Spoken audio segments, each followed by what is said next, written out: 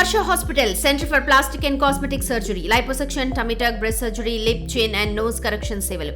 మీ అందానికి నమ్మకమైన చిరునామా Harsha hospitals Kompally Hyderabad. Pocharam police station పరిధిలో దారుణం చోటు చేసుకుంది. పెళ్లి కావాల్సినటువంటి యువతికి హెచ్ఐవి ఇంజెక్షన్ ఇచ్చి ఆ యువతికి లైఫ్ లేకుండానే చేసినటువంటి వ్యక్తిని పోలీసులు ప్రస్తుతం అదుపులోకి తీసుకొని విచారిస్తున్నారు. అసలు ఏం జరిగింది అంటే ఒక సినిమా స్టైల్లో పెళ్లికి నిరాకరించినందుకు ఇంజెక్షన్ ఇచ్చి తనకి హెచ్ఐవి రావడము, ఆ తర్వాత ఫ్యామిలీ అంతా కూడా చనిపోయేలా చేయడము, ఇలా చేసినటువంటి ఘటనలు ఎన్నో సినిమాల్లో చూసాము. రీసెంట్గానే రాజు వెయిట్స్ రాంబాయి సినిమాలో కూడా ఇదే జరిగింది. అయితే ఇది రియాలిటీలో కూడా జరగడంతో కుటుంబ సభ్యులంతా కూడా ఆందోళన చెందుతున్నారు, కన్నీరు మున్నీరుగా వెలిపిస్తున్నారు. ప్రస్తుతం బాధితురాలి నాన్నమ్మ మనతో పాటు ఉంది. అమ్మ చెప్పండి, అసలు ఏం జరిగింది? మీ మనవరాలకి ఎంగేజ్మెంట్ అయిందా? కాలే. అబ్బాయి ఎట్లా పరిచయం? మా చెల్లె మనవడే. అయితే ఇక మాట్లాడుకునేది అప్పుడప్పుడు మాట్లాడుకుంటే ఈ విషయం తెలియదు మాకు. అయితే ఇట్లా మాట్లాడుకుంటే ఇద్దామనుకున్నాము. అనుకున్నాక టెస్ట్ చేసుకొచ్చిండు మా కొడుకు. అయితే 2 పాయింట్లు వచ్చింది, ఇవ్వద్దని మా కొడుకు అన్నాడు. ఇవ్వద్దంటే సరే అని చప్పే ఊకున్నాక ఇక చేసుకోవా అని అన్నాడు. అడిగితే నేను మాట్లాడలేము. మా మనవరాలు మా కొడుకే, మా కొడుకు మా కోడలు ఆమె ఫోన్ చేయొద్దు, మాట్లాడొద్దు, ఆమెతోనే ఏమి విషయం మాట్లాడొద్దు అని చెప్పి. ఎందుకు ఆ అబ్బాయితో పెళ్ళొద్దు అనుకున్నారు మీరు? అదే ఆయనకు అది 2 పాయింట్లు రక్తంలా ఎయిడ్స్ ఉన్నదని వచ్చింది, వద్దియమని అనుకున్నారు. ఇక తర్వాత వాళ్ళు ఏమన్నా మీ దగ్గరకు వచ్చి లేదు మీ అమ్మాయిని మాకు ఇవ్వాల్సిందని వాళ్ళ అమ్మ వాళ్ళు ఏమన్నా అడిగారు? ఏం అడగలే. అబ్బాయి ఎప్పుడైనా ఇంటికి వచ్చేవాడు? వచ్చేది కానీ మాకు ఎరక లేకుండా వచ్చేది. మీరు ఇంట్లో అంటే వాళ్ళ అమ్మా నాన్న ఇంట్లోనే ఉంటారా? పూలు అమ్మ పోతారు, పొలం పోతారు. పువ్వులు. అమ్మాయి చదువుకుంటుందా? చదువు మానేసినాం, ఈయన చేయబట్టే మానేసినాం. అంటే ఎందుకు ఏమన్నా వేధిస్తున్నాడు అమ్మాయిని? ఏం వేధిస్తలేడు కానీ ఊకే ఇక మా కొడుకు ఊకే ఇక తిరుగుతూ అంటాడు, మాట్లాడుతూ అంటాడు అని మానేసిండ్రు చదువు.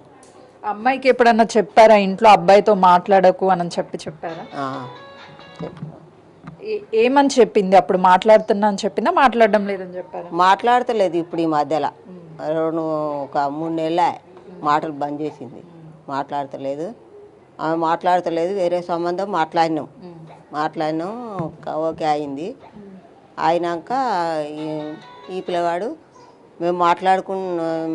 నేను చేసుకుంటా అంటే వేరే ఇస్తాను, మాట్లాడతాను, నేను సత్తా అట్లా ఇట్లా అంటే నువ్వేమన్నా చేసుకో మాకేందని మేము వేరే మాట్లాడిస్తామని మా కొడుకు కోడలు ఇద్దరు అనుకున్నారు. అబ్బాయికి ఎయిడ్స్ ఉందని మీకు ఎప్పుడు తెలిసింది? అలా నాయనకున్నది. అలా నాయనది ఏమో వచ్చిందో రాలేదో అని మాకు తెలియదు. ఇక అదే భయంగా మా కొడుకు టెస్ట్ తీసుకొచ్చి వెళ్ళింది. ఎవరికి వెళ్ళింది? అబ్బాయికి. ఆ అబ్బాయికి. అప్పుడు వద్దనుకున్నాం. అబ్బాయికి చెప్పారా వద్దు బాబు నీకు ఎయిడ్స్ ఉంది అని చెప్పారా? ఇక వచ్చింది ఇట్లున్నది, 2 పాయింట్లు ఉన్నది, మేము ఇయ్యమని అన్నం చెప్పేసినాం గట్టిగా. అబ్బాయి తర్వాత మిమ్మల్ని బెదిరించడం కానీ మీ మనవరాల్ని బెదిరించడం కానీ చేసుకోకపోతే చంపేస్తాను ఇట్లాంటివి ఏమన్నా చెప్పాడా? ఏం లేదు అవన్నీ. కానీ ఇక మా మనవరాలే మాటలు బంద్ చేసింది. అవన్నీ ఏం లేవు కానీ మొన్న మా కొడుకు చచ్చిపోగానే అందరూ వచ్చిండ్రు. ఇక అందరు వచ్చి మాట్లాడంటే నేను మాట్లాడా, మా నాయన మా అమ్మ ఇచ్చిన సంబంధమే చేసుకుంటా, నేను మాట్లాడా అని అమ్మాయి అన్నది. అంటే ఇక మొన్న బుధవారం నాడు మాకు తెలియదు, మేము ఆ బాధలు ఉన్నాం కదా. ఇక వచ్చి మా మనవడు ఉండే ఎప్పుడు ఒకళ్ళు కావాలి ఉంచుతారు, ఇట్లా ఏమన్నా చేస్తాడని భయానికే ఎప్పుడు 2-3 ఉంటారు ఎంబడి ఉంటే. ఆ పిల్లగాని నీకు కోరేట్ వచ్చిందట, అక్కడ మీ అక్కకు వచ్చిందట అంటే ఇక్కడ వస్తుంది ఇంటికి వచ్చి ఇస్తాడు కానీ అక్కడికి ఎందుకు పోతామని అంటే వాళ్ళు 5-6 దిక్కులు ఇచ్చేది ఉన్నదట అని గాంధీ బొమ్మ కాడికి పోమంటే వాడిని అటు పంపించిండు. ఎట్లొచ్చిండు ఇచ్చిపోయిండు. ఇక ఏం చేశాడు? ఇంజక్షన్ ఇచ్చిపోయిండట. ఇచ్చిపోతే మళ్ళా మా బిడ్డ నువ్వెవరు చెప్పకు, ఏం కాదు ఎవరు చెప్పకని మా మనవరాలు ఫోన్ చేసి చెప్పిందట. చెప్తే ఇక ఆమె ఎవరు చెప్పలే. ఇక చేతనైతే వెళ్ళి ఎత్తలేదు, తింటలేదు, ఏం లేదని నిన్న హాస్పిటల్కి తీసుకుపోతే ఆ డాక్టర్కు చెప్పిందట ఇట్లా వచ్చి సూది వేసిపోయిండు, ఎర్రగుండది రక్తము ఇచ్చిపోయిండు అని చెప్పింది. ఇంజెక్షన్ వేసిన రోజు ఇంట్లో ఎవ్వరికి చెప్పలేదా అమ్మాయి వాళ్ళ అమ్మకి కానీ ఎవరికి చెప్పలే. అదే వాళ్ళ మా బిడ్డకే చెప్పింది. నీ కూతురికి? మా కూతురు అదే మనోరు వాళ్ళ అమ్మకు చెప్తే ఆమె నువ్వెవరికి చెప్పకు, మీ నాయనకు మీ అమ్మకు ఎవరికి చెప్పకని అనేదట. అది ఎవరికి చెప్పలే. అంటే అమ్మాయికి మెయినత్త అయిద్దా? మీ అనత్తనే కానీ ఇక దగ్గర ఆమె కాదు, చిన్న పెద్ద నాన్న బిడ్డలు. ఆమెకి మాత్రమే చెప్పుకుంది, వాళ్ళ అమ్మకి కానీ నాన్నకి కానీ ఎవరికి చెప్పలే. అయితే ఆడ నిన్న హాస్పిటల్కి తీసుకుపోతే ఆ డాక్టర్కి చెప్పిందట. చెప్తే నేను ఈ చూడనమ్మా ఈ కేసు స్పెషలిస్ట్ దగ్గర తీసుకుపోవాలి అని అంటే, మరి ఏం చేయాలి చెప్పరు. ఇక అట్లయినా చెప్పాడు, ఎట్లా చేసినా చెప్పాడు అని నేను ఫోన్ చేసిన. మరి చెప్పు, మా బిడ్డకు ఫోన్ చేసి మాట్లాడు, మరి ఏం చేసిండు ఏమి ఇచ్చిండు తెలిస్తే మరి హాస్పిటల్కి తీసుకుపోదాము, చెట్లు చేపిద్దాం, మరి పోలీస్ స్టేషన్ కంటే పెద్దగా అవుతుంది అని అంటే ఫోన్ ఎత్తలే ఆమె. ఎత్తపోతే నేను ఊరికి పోయినా. మా తమ్ముడు నన్ను నిద్రకు తీసుకుపోయిండు. నేను ఊరికి పోయినాక ఇదంతా గందరగోళం అయింది. ఇక మీరేమన్నా అబ్బాయిని అడిగారా అసలు ఏం చేసావు ఏంటి అని అబ్బాయితో మాట్లాడారా?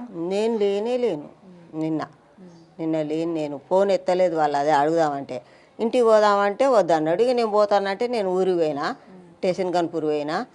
ఇక వాళ్ళు పోలీసు కేసు పెట్టిందట. కేసు పెట్టి అబ్బాయి ఏం చేస్తుంటాడమ్మా? ఇన్ఫోసిట్లో చేస్తాడు, జాబ్ చేస్తాడు. ఇక కేసు పెట్టిండు. ఇక కేసు నిన్న ఇవాళ పొద్దున వచ్చిన నేను నిన్న పోయి పొద్దున వచ్చి మా చెల్లె మా బిడ్డ ఒకటే ఏడుపులు ఆర్పులు. నేనేం చేయాలి, ఇక నాకేం తెలియదు, నేను లేను, నేను ఊరికి పోయినని నేను చెప్పిన. అమ్మాయికి ఎట్లుందంట ఇప్పుడు? ఎట్లా ఉండదో ఏమో, ఫోన్ చేయలే నేను, ఇంకా ఫోన్ చేయలే. అంటే మీరు ఎంతో అల్లారు ముద్దుగా పెంచుకొని ఉంటారు పాపం మీ అమ్మాయిని, అసలుకి చిన్న కష్టం కూడా రాకుండా. కానీ ఆ అబ్బాయి కనీసము అట్లా చేయడం తప్పని కానీ లేకపోతే పాపం అని అనిపించలేదు ఆ టైంలో? ఏమో, ఇక మా కొడుకు అయితే మంచి కష్టం చేసి ప్రైవేట్గా చదివించిండు. చిన్నప్పటి నుంచి మంచిగా చదువుకున్నారు ముగ్గురు పిల్లలను. కానీ ఇప్పుడు మంచిగా చదువుతుంది, చదువు కూడా మంచి తెలివి కలది. ఆమెకు అప్పుడు పుట్టినప్పుడు చూపిస్తేనే జల్బనామాల గవర్నమెంట్ జాబ్ వస్తుంది, కలెక్టర్ అవుతుంది అని చెప్తే చదువు ఈ దూర చేయబట్టే చదువు బంద్ చేయించిండ్రు. ఇంట్లోకి వెళ్ళి బయటకు వెళ్ళకుండా చేసిండ్రు. అట్లా మిమ్మల్ని చూస్తే బాధ అనిపిస్తుంది. ఒకవైపు అమ్మాయికి ఉద్యోగము చదువు లేకుండా చేశారు, ఇప్పుడు జీవితం లేకుండానే అబ్బాయి చేశారు. అమ్మాయి పరిస్థితి ఏంటి? ఏం చేయాలి ఇప్పుడు? ఇక మీరేం చేస్తారో, ఇక ఆ దేవుడు ఏం చేస్తాడో. ఇక ఇప్పటికో కొడుకును ఒడగొట్టుకొని ఉన్నా నేను. ఇప్పుడు ఈ పిల్ల పరిస్థితి ఏమవుతుందో అని అదే భయం నాకు అయితేనే ఉన్నది. భయం భయం అయినట్టుగానే అయిపోయింది. మీకు ఎప్పుడన్నా అనిపించిందా అబ్బాయి అమ్మాయిని ఏమన్నా చేస్తాడేమన్నా అయింది అని? అదే వాళ్ళ దోస్తులు ఉన్నారు, ఏమన్నా చేస్తాడా మా కొడుకు మా కోడలు ఇయ్యొద్దని అంటారు కదా. నాకు అదే భయం ఉన్నది. ఏమన్నా చేస్తారో ఏమో, మా కొడుకుని ఏమన్నా చేస్తారో ఏమో అని అదే భయం ఉన్నది. మా బిడ్డ కూడా చెప్పింది, వాళ్ళ దోస్తులు ఆగుతలేరు అంటే ఎందుకు ఆగరే, ఏం చేస్తారు అని నేను ఆ పిల్లగానికి కూడా చెప్పిన. నువ్వేం చేయకు, ఏం వద్దు, నేను ఎక్కడన్నా మంచి సంబంధం ఇది కాకుండా వేరే సంబంధం చూసి చేస్తా అని ఆ పిల్లగాని మంచిగా చెప్పుకుంటూ వస్తూనే ఉన్నా. చిలుక మా ఇంటికి వచ్చి కూడా వస్తే చెప్పిన. అమ్మాయి అబ్బాయికి ఏమవుతాడు? బావనే అవుతాడు. సొంతం కాదు, వాళ్ళ పిల్లగాని అమ్మమ్మ మా చెల్లె, అక్క చెల్లెల్లో మా చెల్లె బిడ్డ అన్నట్టు. మా బిడ్డలు వేరే ఉంటారు కానీ పిల్లగాళ్ళు చిన్నోళ్ళు ఉన్నారు, వరంగల్ ఉంటారు. మా బిడ్డలు ఇద్దరు కొడుకులు 2 బిడ్డలు అయితే ఒక కొడుకు మొన్ననే 17 రోజులు చచ్చిపోయి అని అదే బాధలు మేము ఉంటే వచ్చి ఇక మంచిగా తిన్నారు, చేసిండు, ఇట్లా చేసిపోయిండు. ఇప్పుడు న్యాయం అంటే ఎవరు కూడా అమ్మాయి లైఫ్ని తిరిగి తీసుకురాలేరు. ఒకవైపు చదువు లేదు, మరోవైపు ఉద్యోగం లేకుండా పోయింది, ఇప్పుడు లైఫే లేకుండా పోయింది. ఇలాంటి వాళ్ళకి ఎలాంటి శిక్ష పడాలి? పోలీసులు ఆయన అరెస్ట్ చేశారంటనా? చేశారా? వాళ్ళ అబ్బాయి వాళ్ళ ఫ్యామిలీ మెంబర్ ఏమన్నా మాట్లాడుతున్నారా? ఇక అన్నే ఉన్నారట. ఎక్కడ ఉన్నారు అబ్బాయి వాళ్ళ? పోలీస్ స్టేషన్ కాడ. అమ్మ నాన్న కూడా అక్కడే ఉన్నారా? నాన్న లేడు, అమ్మ ఒక్కతే. ఏమన్నా చెప్తుందా? ఆమెను కలిసారా మీరు? ఏమో ఏం చెప్తా, ఇక నన్ను రమ్మంటే నేను పోలే. కేసు అయింది, నువ్వు పోయి ఏం చేస్తావు వద్దని అంటే నేను ఇంటికానే ఉన్నా. ఇక తెలుసు అంటున్నా వాళ్ళ అమ్మకి అబ్బాయి ఇవ్వడానికి, ఇంజక్షన్ ఇవ్వడానికి వెళ్తున్నాడు. తెలుసు కావచ్చు, అదే చెప్పకని ఇక మా మనవరాలకి చెప్పినాక ఇక తెలియదా? ఎవరు చెప్పారు మీ మనవరాలకి? మా బిడ్డకు ఫోన్ చేసిందట, మా మనవరాలు ఆ బిడ్డకు ఫోన్ చేసింది. ఇట్లా వాళ్ళ అమ్మకే చేసి ఇట్లా ఈ ఇంజక్షన్ ఇచ్చిపోయాడు, నాకు రక్తం ఎక్కించిండు, ఇంజక్షన్ ఇచ్చిపోయాడు, మరి ఎందుకు ఇచ్చిండు ఇట్లా అంటే ఏం కాదు నువ్వు మీ నాయనకు మీ అమ్మకు చెప్పకు, ఏం కాదు అని అన్నదట. తెలుసు అన్ని తెలిసే పట్టుకుని ఇక చెప్పక అన్నది. ఇక అనేది చెప్పకుండానే ఉన్నది. ఇక అంటే ఇప్పుడు మీకు ఏ న్యాయం కోరుకుంటున్నారమ్మా? అసలు న్యాయం అంటే ఏం జరగాలి, ఏమనుకుంటున్నారు? ఏం లేదు, ఆ పిల్లగాన్ని ఏం చేయకుండా వదిలేసి పెడితే మా జోలికి రాకుండా అంతే వదిలేయాలి. కూడా మీ మనవరాలను అలా చేసినా కూడా అబ్బాయి ఏం చేస్తాం మరి, ఇక ఏం చేస్తాం, ఎవరిని చేయొద్దు. మా మనవరాలు ఖరాబ్ అయిందని ఆ పిల్లగాని కూడా అన్యాయం చేయదుగా, బతకని ఎట్లన్నా బతకని మా జోలికి రాకుంటూ ఉండాలి అంతే. అదే న్యాయం. ఇక ఆ పిల్లగాడైనా మనవడే, ఈ పిల్ల అయినా మనవడే. ఇక అట్లా అన్యాయం చేసింది అని ఆగం చేస్తామా? చేయొద్దు కదా.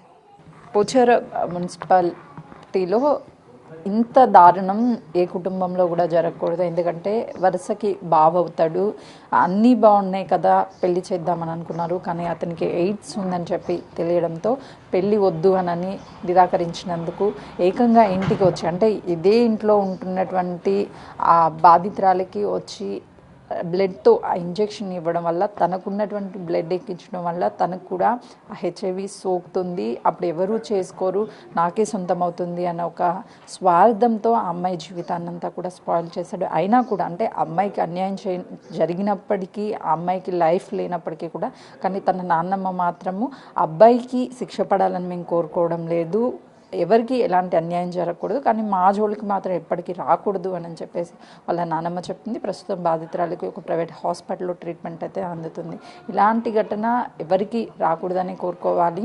ఈ సిచ్యువేషన్ జరిగిన తర్వాత ఆ అమ్మాయికి హెల్త్ బాగోలేకపోవడం వల్ల తర్వాత హాస్పిటల్కి తీసుకెళ్ళడం, బ్లడ్ టెస్ట్ చేయించడం, అవన్నీ చేసిన తర్వాత అసలు వాస్తవాలన్నీ కూడా బయటకు వచ్చాయని చెప్తున్నారు. కెమెరామెన్ శ్రీకాంత్తో సుజాత, పోచారం.